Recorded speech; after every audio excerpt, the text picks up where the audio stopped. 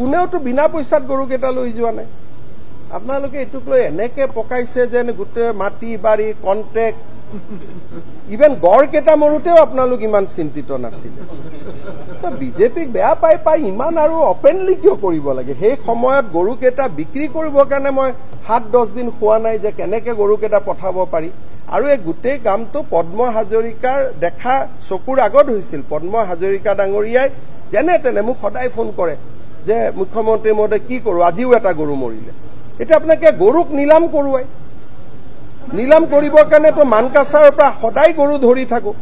যদি নিলামত গৰু কিনা মানুহ আছে অসমত, তেতিয়াতো গৰু আমাৰ হাতত হাজাৰ হাজাৰ গৰু আছে। ব্যৱস্থাটো সম্পূৰ্ণভাৱে গৰুখুটিৰ প্ৰকল্পই গৰুখুটিৰ কল্যাণৰ বাবে কৰা ব্যৱস্থা। আৰু যিসকলে সেই সময়ত টকা পইচা দি লৈ গ'ল, আমিতো বাচিলো।